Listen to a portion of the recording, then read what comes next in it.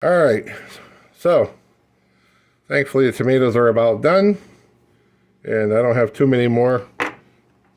I got this big bucket full of tomatoes here, and if I'm lucky, I'll get one more. But we're making tomato sauce today, so step one for me, I cut them in half lengthwise. These aren't cooked. They're literally just cut in half. I gotta burn through all these. I still got quite a few yet. But that's all I do. Just take a knife, cut them in half lengthwise. I don't cut the stems off. I don't do anything else because I'll take care of that in the next step. We'll get to that in a minute. I should add that when I'm cutting these in half, you can see what these are Romas. Now there's like a line that kind of comes along the middle here. And it's a little flatter in one direction than the other. You want to cut it this way. Okay? You don't want to cut it like in half this way. If you slice it in half this way, what you get is more like that. Whereas if you slice it this way, you can see the difference. That's easier to scoop the seeds out of than this one. You'll see how I do that in just a second. Okay, so now we've got our big bucket of tomatoes cut in half. This is how I do it. Everybody's got their own way. I just grab them, scoop out the seeds, take the stem off, and then it goes over in that bucket.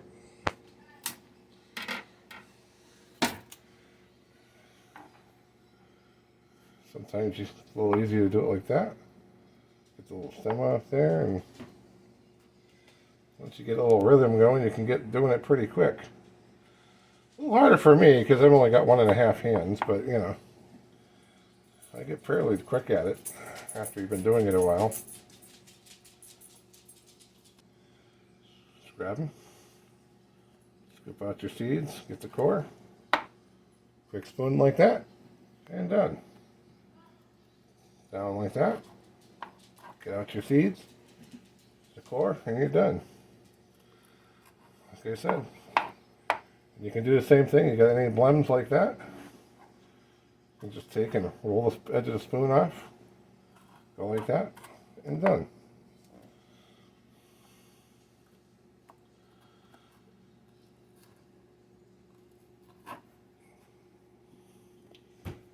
And we'll do that until this whole bucket's done.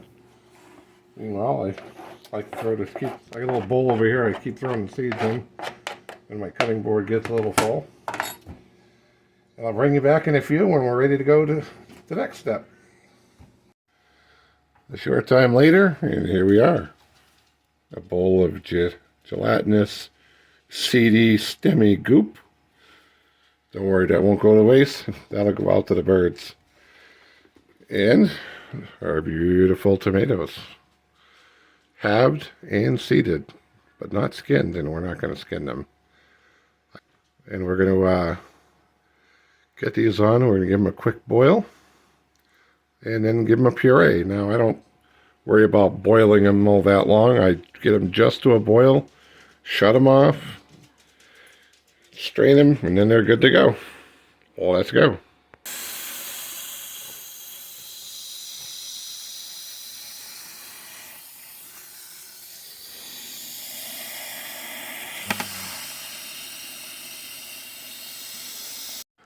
Alright, got our tomatoes.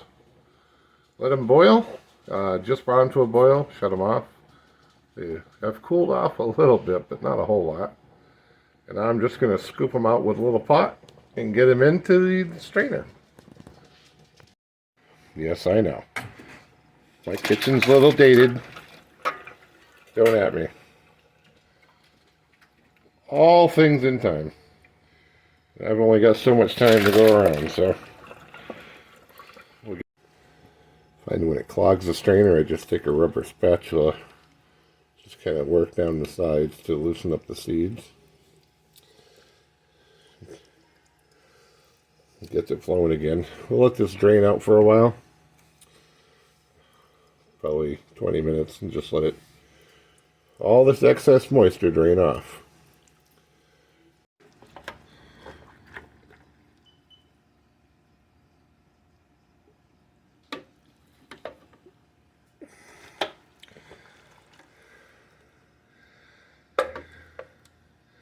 Get this filled up.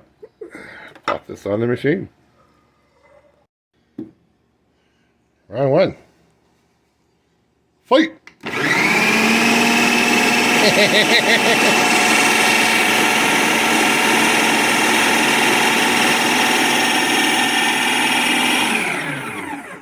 We're going to let this go for about a minute.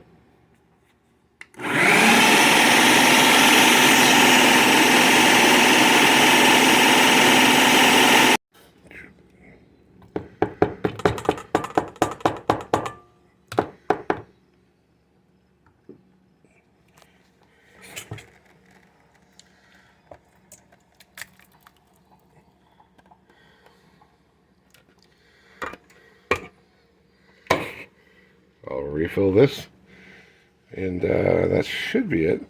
But basically, just keep going until you get them all pureed. Well, from here, the last step for me is we're going to get these put up in quart jars, because that's about the quantity we use. And these are going to get pressure canned.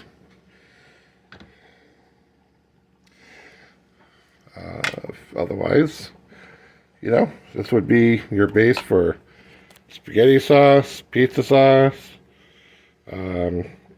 tomato-based chili. It's that easy. Thanks for watching.